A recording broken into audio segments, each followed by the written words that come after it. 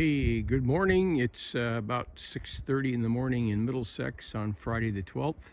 Taking a shot off to the east here. I'm up inside the woods leading up to the sugar house. See the Groton Mountains through the trees. You can see the sun about to peak up. I've been gathering sap on the way up. I'm actually going to boil this morning. There's the path that leads up to the sugar house. And I've gathered maybe 6 or 7 gallons of sap. See all the moths in the sap? They're really attracted to the sugar in the sap water, and we'll filter them out.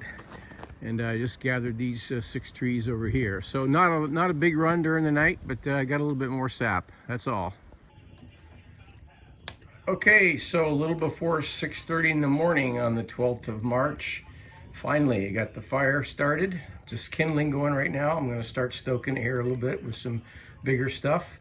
The sap pan's got about 1 inch of sap in it that we ran in last night. And the blue container is full. And I've got 3 milk cans full of sap. And I don't know, somewhere around 27 gallons of ice sap in this thing here that still hasn't melted. But we'll get there. Okay, so it's about 6:54. I've had the fire going for, what, I guess maybe 25 minutes or so. You can see that the pan is boiling. It's a good little churn in the middle. That often happens, but no worries, this will all work out. You can see the steam starting to come off. And what I'm going to do now is I'm going to open up the steam vents in the top of the sugar house. I'll shoot you another video later showing you that it's open. Okay, so here's another video just a couple minutes later. I've got the vents open in the top of the roof, and you can see the steam kind of working its way up. When things really get cooking, there'll be almost twice as much steam coming off this. So we're just barely getting underway. Stay tuned. Okay, little updates about 7:30 in the morning. I've been boiling for a little less than an hour. I just cracked open the yellow faucet there on the right-hand channel of the evaporator, and I'm trickling in a little bit of sap from the preheater. And then as the preheater draws down, I'll come over here and turn on the faucet and bring in some cold sap. That blue thing is full of sap. And the other thing that we do is we scoop off a foam that begins to develop. And I have a bucket down here where I take the foam out. It's just a byproduct of boiling sap. It's a niter, is the name of the stuff that I'm skimming off. So I just scooped some foam off the out of the evaporator. I'm gonna kind of show you in the camera what that stuff looks like. Found it in all 3 channels. It tends to collect near the ends, and you know, every 10-15 minutes I scoop more of it out. Again, that's just a byproduct of the boiling of maple sap.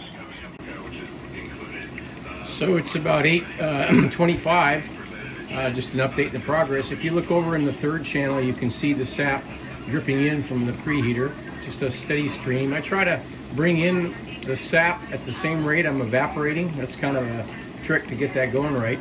And I'm going to take a little sample with the ladle from the channel on the right, and I'm going to kind of pour it out. And you may see that it's just beginning to show a little hint of amber. And if you look down in here, you can see the change in color. The rightmost channel is clear, the center channel a little bit of amber, and a little darker in the 3rd channel here. So it's just working the way it's supposed to.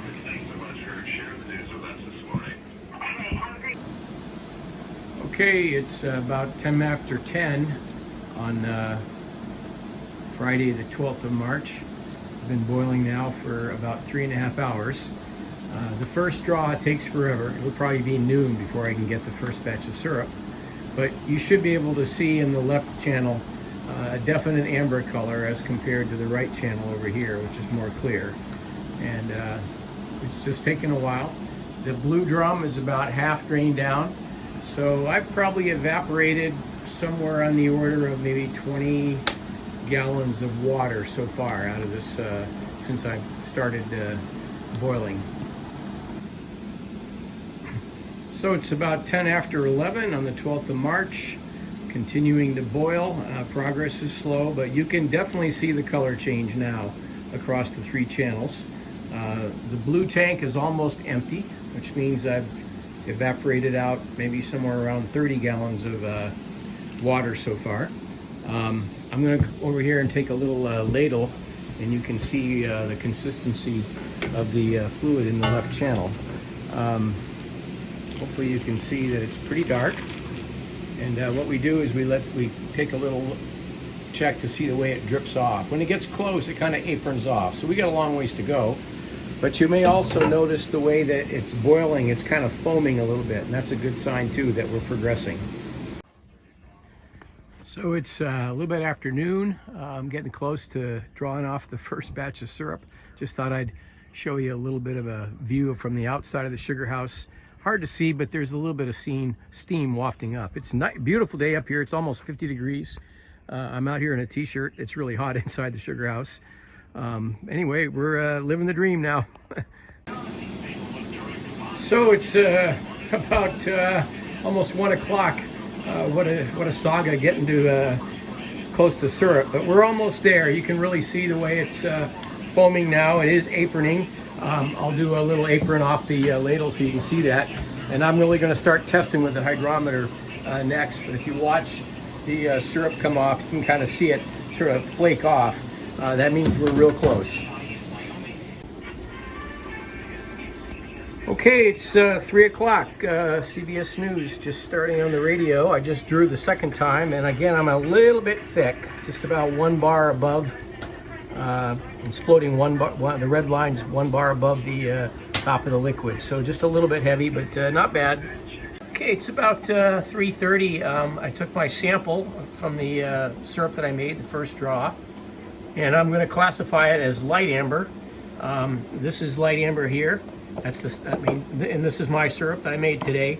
Maybe just a skosh darker, but pretty close in color, but not as light as fancy. So light amber, and that's the way it always seems to fall on the first draw. Getting fancy is kind of elusive in this operation. But definitely it's lighter than dark amber or grade B. So it classifies as Vermont light amber.